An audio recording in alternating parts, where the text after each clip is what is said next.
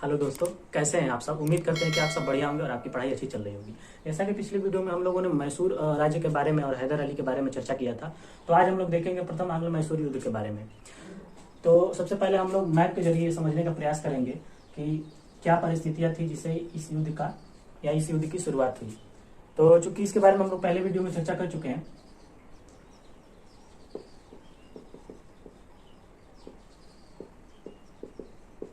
तो मैंने बताया था जैसे कि हैदर अली धीरे धीरे अपने राज्य क्षेत्र का विस्तार कर रहा था और कैसे अंग्रेजों को इस बात की दिक्कत होने लगी थी कि वे चूंकि इतने क्षेत्रों पे या इस क्षेत्रों पे तो अच्छे से व्यापार कर पा रहे हैं पर इधर नहीं बढ़ पा रहे हैं, क्योंकि यहाँ पे मराठों का कब्जा था और मराठे भी अपनी शक्ति का मराठे अपनी शक्ति का तेज गति से विकास कर रहे थे, तेज गति से बढ़ा रहे थे। और इधर से मैसूर, तो इधर मद्रास में उनको काफी परेशानी का सामना करना पड़ रहा था, क्योंकि अंग्रेज चाहते थे कि ये जो तटीय इलाके हैं वे उनके कब्जे में रहे ताकि उनका व्यापार सुचारू रूप से या अच्छे ढंग से चलता रहे। इसी कारण उन्होंने मैसूर पे अटैक करने की सोची और वहीं फूट डालो राज करो की नीति अपनाने की शुरुआत करी। तो सबसे पहले उन्होंने क्या किया कि जो हैदराबाद के निजाम थे उनकी सहायता से या उनको उकसा करके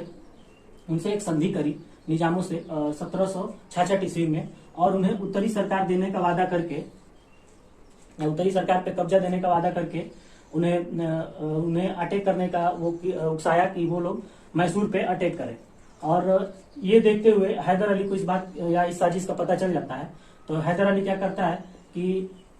कर्नाटक में जब अटैक करने के लिए निजाम आते हैं अंग्रेजों के सहयोग से, तो कर्नाटक में ये हैदर अली अटैक कर देता है। और कर्नाटक में जनरल स्मिथ, अंग्रेजों का जो जनरल होता है, वो अंग्रेजों की अगुवाई कर रहा होता है। तो इस अटैक से अंग्रेज जो होते हैं वो काफी हतप्रभ होते हैं या उनको काफी धक्का लगता है, लेकिन फिर भी जैसे तैसे वो इस मामले को संभाल लेते हैं और इस युद्ध में हैदर अली की हार हो जाती है।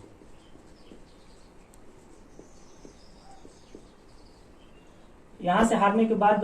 जो निजाम होते हैं उनको एक बात तो पता चल गया होता है कि भले ही उन्होंने इस युद्ध में अंग्रेजों की तरफ से लड़ते हुए जीत हासिल कर लिया हो, लेकिन अंग्रेजों के सामने हैदर अली की शक्ति भी कमतर नहीं थी। तो वो क्या करते हैं कि आकर के निजाम हैदर अली से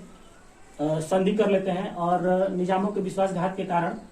हैदर अली पुनः अंग्रेजों पे आक्रमण करता है और इस आक्रमण में निजामों का पूरा सहयोग रहता है। तथा हैदर अली क्या करता है कि जाकर के मराठों से एक संधि कर लेता है और तथा ये युद्ध मराठों, निजाम तथा स्वयं हैदर अली और अंग्रेजों के बीच में लड़ा जाता है। और इस युद्ध में अंग्रेजों को संभलने का मौका नहीं मिल पाता और इतनी बड़ी सेना के सामने अंग्रेज घुटने टेक देते हैं। और यही होता है कि 1769 तक आते आते जो ये तीनों सेनाएं होती हैं वो यहाँ से चल करके मद्रास तक पहुंच जाती है, या यूं कहे कि अंग्रेजी जो फोर्ट थे उसकी सीमा तक पहुंच जाती है और अंग्रेजों की मजबूरी हो जाती है कि वो कोई ना कोई संधि करके इस युद्ध पे विराम लगाएं। तो इसीलिए 1769 ईस्वी में एक मद्रास की संधि होती है और इस संधि के तहत युद्ध का विराम हो जाता है, या यूं कहे कि प्रथम आंग्ल मैसूर युद्ध की समाप्ति हो जाती है। और इस संधि के तहत यह तय किया जाता है कि जो दोनों शक्तियां होंगी, यानी कि जो अंग्रेज होंगे और जो हैदर अली होंगे, वे दोनों एक दूसरे का सहयोग करेंगे और बाहरी आक्रमण से एक दूसरे की रक्षा करेंगे। और चूंकि 1771-72 में जब मराठे पुनः आक्रमण करते हैं मैसूर पे, तो जो अंग्रेज होते हैं वो इस युद्ध में हैदर अली का साथ देने नहीं आते हैं। इस तरह से इस संधि का टूटना या इस संधि का उल्लंघन हो जाता है और इसी उल्लंघन को देखते हुए जो दूसरा आंग्ल मैसूर युद्ध है उसकी शुरुआत सुनिश्चित हो जाती है। तो दूसरे आंग्ल मैसूर युद्ध को हम लोग देख लेते हैं। तो पहला आंग्ल मैसूर, जैसे कि हम लोगों ने देखा कि 1766 में अंग्रेजों ने निजामों से संधि कर ली तथा 1767 में कर्नाटक पे हमला करने पे जनरल स्मिथ की अगुवाई में अंग्रेजी सेना ने हैदर अली को बुरी तरह से हरा दिया। उसके बाद जो निजाम होते हैं वो 1768 में पाला बदल करके या पार्टी चेंज करके वो अंग्रेजों से विश्वासघात करके हैदर अली में आकर के मिल जाते हैं। उसके बाद 1769 ईस्वी में हैदर अली निजामों का साथ पाकर और मराठों का साथ पाकर अंग्रेजों को उनके मद्रास की सीमा तक खदेड़ देता है। और जब अंग्रेजों को ये भय सताने लगता है कि हो सकता है कि मद्रास भी हमारे हाथ से निकल जाएगा, तो 1769 ईस्वी में मद्रास की संधि के तहत इस युद्ध पे रोक लगाते हैं। लेकिन इस संधि में जो शर्तें मानी गई थी उन शर्तों का उल्लंघन सबसे पहले अंग्रेजों द्वारा ही किया जाता है, क्योंकि 1771-72 के समय में जब मराठे हैदर अली पर अटैक करते हैं, मैसूर राज्य पर अटैक करते हैं, तो अंग्रेजों को जैसा कि शर्त के अनुसार सहायता करने आना होता है, लेकिन वो इसमें सहायता करने नहीं आते हैं और इस तरह से इस संधि का उल्लंघन हो जाता है और दूसरे एंग्लो मैसूर युद्ध की शुरुआत हो जाती है, या यूं कहे कि दूसरे एंग्लो मैसूर युद्ध की पृष्ठभूमि तैयार हो जाती है। तो जैसा कि अभी मैंने बताया कि प्रथम आंग्ल मैसूर युद्ध के समाप्त होने के बाद मद्रास की संधि हुई थी और मद्रास की संधि का उल्लंघन अंग्रेजों द्वारा किया जाता है। और अंग्रेज क्या करते हैं कि जब मराठे अटैक करते हैं मैसूर पे तो अंग्रेज मदद को नहीं आते, जबकि संधि में इस बात का उल्लेख किया गया था कि अगर किसी भी पार्टी पे या किसी भी पक्ष पे कोई तीसरा दल अध्यक्ष या कोई तीसरा पार्टी या कोई तीसरा शक्ति अटैक करता है तो ये जाके उसकी मदद करेंगे। ऐसा नहीं होने पर हैदर अली को गुस्सा आता है और उसे ये विश्वासघात लगता है। और उसके बाद एक और घटना घटती है 1773 में, क्योंकि 1773 में क्या होता है कि एक माहे नाम का वो जगह होती है, माहे नाम की एक जगह होती है और उसको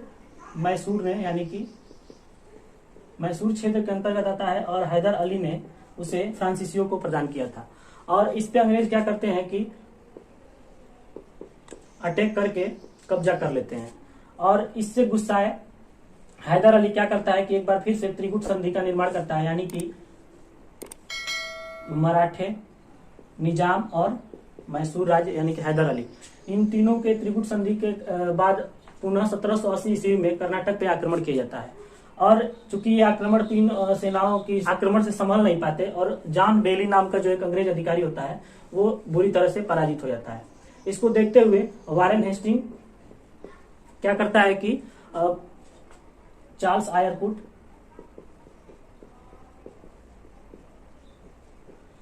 आयरकुट नाम का एक अधिकारी जो अंग्रेज जनरल होता है उसे भेजा जाता है और 1781 में पोर्टोनोवा, इससे काफी क्वेश्चन बनते हैं तो इसको हम लोग याद रखेंगे। पोर्टोनोवा के युद्ध में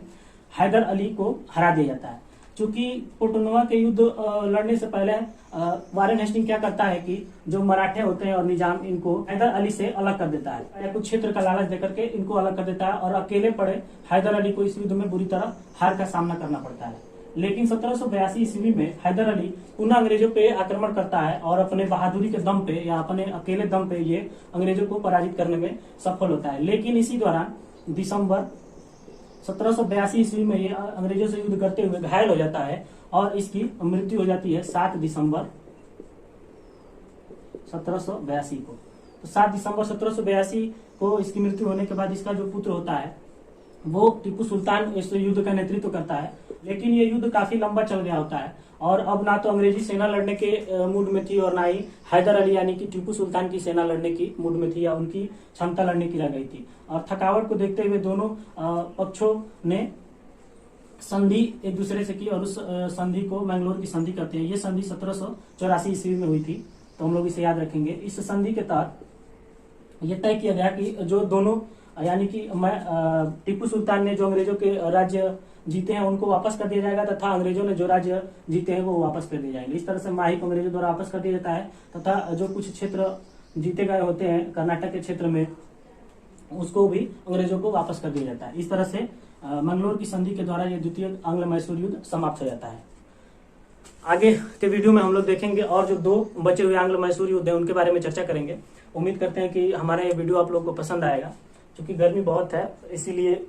हम लोग छोटे छोटे वीडियो बना रहे हैं और उम्मीद करते हैं कि आपको हमारा ये वीडियो पसंद आया होगा। अगर हमारा वीडियो आपको पसंद आ रहा है तो इस वीडियो को लाइक करें और अगर आप लोगों ने इस वीडियो को अपने दोस्तों के साथ शेयर नहीं किया है तो जरूर शेयर करें। Thank you.